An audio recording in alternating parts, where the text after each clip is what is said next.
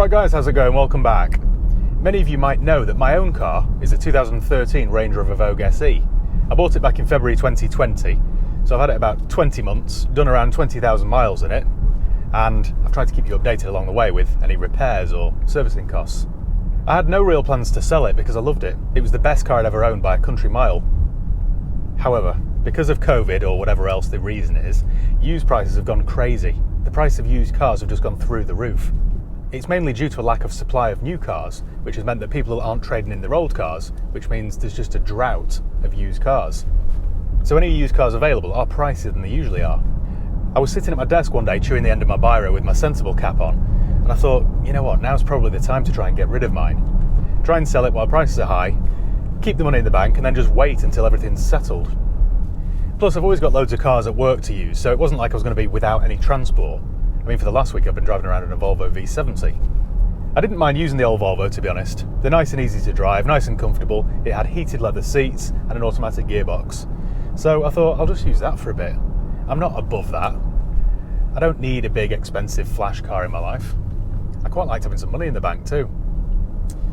So that was that. I thought I'd end up using whatever trade-in came in with the most amount of fuel in, and that would be that. Well, guess how long I lasted? 7 days. It only took 7 days for me to get completely bored of running around in a 20-year-old Volvo and buying something special. And this is what I bought. It's this late 2015-2016 model year Range Rover Vogue SE. Now, I know what you're thinking. Matt, that's just the same car. It's literally the same car. Well, it isn't. There are loads of minor, subtle differences and improvements. Like I say, I wasn't really planning to go out and immediately spend a load of money on something nice again, but I was driving along in the car with my mate, having just delivered a car, and we spotted this car on a dealer's forecourt, and it just looked perfect. It was the right colour combination, had the right wheels on it, and it was at a fairly fair price, I thought. So I went and had a look around it, and about 11 minutes later, I was putting my debit card in the machine. Never have I ever fallen quite so quickly for a car as this one. This is exactly how I would spec a Range Rover from new. It's also the most expensive car I've ever bought for myself. In round figures, this one cost about £8,000 more than my last Range Rover, and for that £8,000, you do get quite a number of changes. The biggest change are the emissions. Since this one has start-stop, it's ULEZ compliant, which means I can drive straight into the centre of London and not pay the £15 a day fee. It also means the road tax is cheaper. Here in the UK, it only costs £340 a year, rather than the £580 that I was paying for the previous model. It's also marginally better on fuel. Cosmetically, you might think it's just Santorini black metallic like my last one and like every other Range Rover on the road, but it isn't. It's called Barolo Cherry.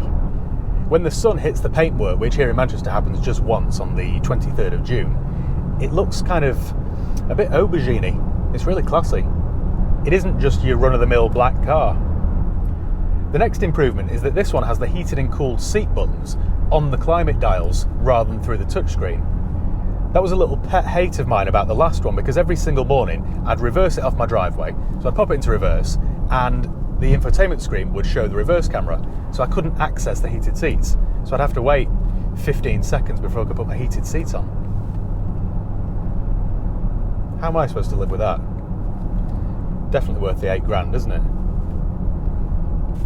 This one also has the diesel preheater that my last one didn't have, so you get a separate remote key fob, you press the on switch, and it will heat up the car, so it's nice and toasty when you get inside.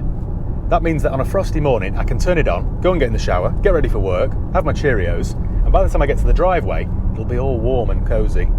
How good's that?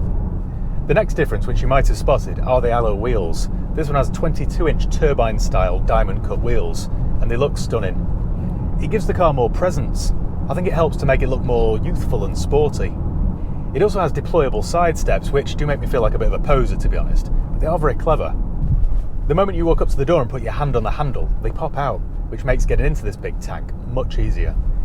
And then when they fold away by themselves, they're completely hidden, maintaining the clean lines of the design. I think they were a £2,000 optional extra when new, and worth every penny in my opinion. The other thing that appealed to me about this car was the interior. It has that very pale off-white leather. It isn't old man beige, it's more of like a silver colour, like the colour leather that was in my M5. I think it just lifts the whole car. I mean, don't get me wrong, black with black always sells better. But if I were to order one of these brand new, I would definitely order this light interior. It just makes it more special. definitely more of an event. Black on black can feel quite gloomy, whereas this feels light and opulent and airy. This also has the soft headrests, which were a £400 optional extra, which I'm not sure I would pay from new, to be honest, but they are sumptuous. It has a retractable tow bar, which I'll probably never use, and it also has blind spot monitoring, which is really handy. It's only done 57,000 miles, one owner, full Land Rover service history, so it just seemed like the right one to buy. So my plan with this one is to do another 20,000 miles in it, see how I get on, and then sell it for an even newer one, hopefully. Well, we'll see how that goes. I picked up my mate in this the other night, and I hadn't told him that I'd bought one. When he jumped in, he thought it was the old car. When I told him that it was in fact a new car, he said, "Bloody hell, you're like Noddy." He never changed his car either. They do sell other cars, you know, Matt. But the thing is, 7 days without a Range Rover left me bereft. I just didn't know how I was going to cope. So I had to buy another one. Even though it probably wasn't the right time, I probably paid too much for it. Because I bought it from a dealer, I didn't ask for a trade discount, I just bought it for the window price. But on the bright side, I got the warranty. So if something goes awry, I do have some backup. I perhaps shouldn't have bought while prices were high, but so what? I can't be sensible all the time. I work 7 days a week, why can't I have a nice car? And driving around in the old Volvo was starting to depress me. Driving an old banger that you don't care about is good fun for about 11 minutes, and then it starts to affect your self-esteem. You end up thinking to yourself, what am I doing driving this? Jealous people will look at people in a nice car and say, oh, they've only bought that to impress people. But I haven't. Some people might, but I haven't. I genuinely couldn't care less what other people think. But I care what I think. And I like being in a nice car. Plus the fact I'm a single lad. Who would you attract in a 20-year-old Volvo estate? In fact, I'll tell you who. Somebody who knits their own jumpers and thinks deodorant's decadent. Whereas a black Range Rover,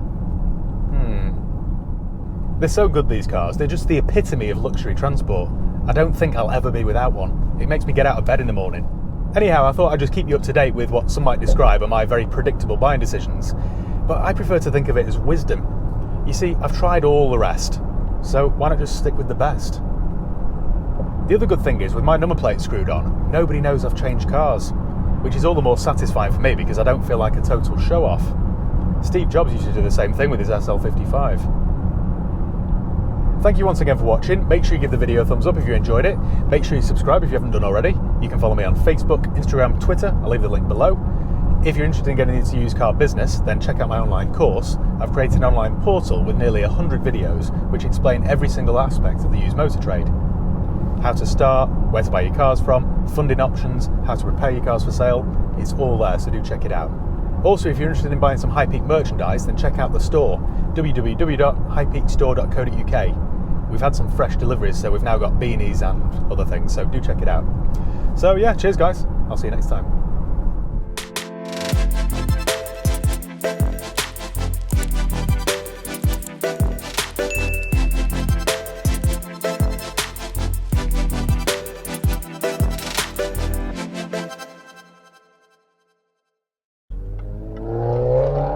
Woof! GTI there, bit of backfire for the lads. Naughty that bro.